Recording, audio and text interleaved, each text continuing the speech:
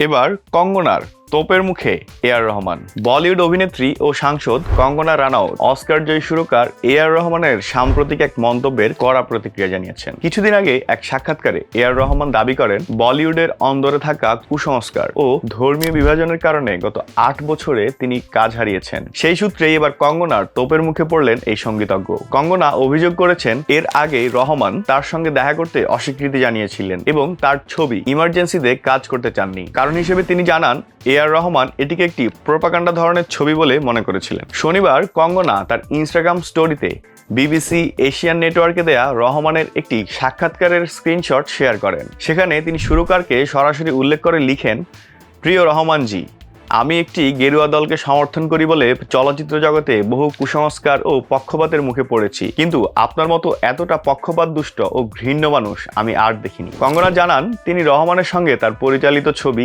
Emergency নিয়ে আলোচনা করতে এবং ছবির গল্প শোনাতে আগ্রহী ছিলেন। আমি আপনাকে ইমার্জেন্সি ছবির গল্প বলতে চেয়েছিলাম।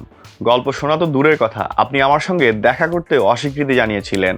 আমাকে বলা হয়েছিল আপনি প্রোপাগান্ডার উদ্দেশ্যে নির্মিত কোনো ছবির অংশ হতে চান না। ঠিক এই কথাটাই লিখেছিলেন কঙ্গনা। উল্লেখ্য, ইমার্জেন্সি ছবিতে কঙ্গনা প্রাক্তন প্রধানমন্ত্রী ইন্দিরা গান্ধীর চরিত্রে অভিনয় করেন। ছবিটি 1975 থেকে 77 সালের ভারতের জরুরি অবস্থার সময়কালকে কেন্দ্র করে নির্মিত। মুক্তির পর থেকেই এটি রাজনৈতিক ও সামাজিক মহলে ব্যাপক বিতর্কের জন্ম দেয়। ছবিটিতে অনুপম খের, শ্রেয়স তালপারে এবং মিলিন্দ সোমানের মতো অভিজ্ঞ অভিনেতারাও অভিনয় করেছেন। তবে ছবিটি নিয়ে মিশ্র প্রতিক্রিয়া পাওয়ার কথা স্বীকার করলেও কঙ্গনার দাবি, বহু সমালোচক ও রাজনৈতিক ব্যক্তিত্ব এর প্রশংসাও করেছেন।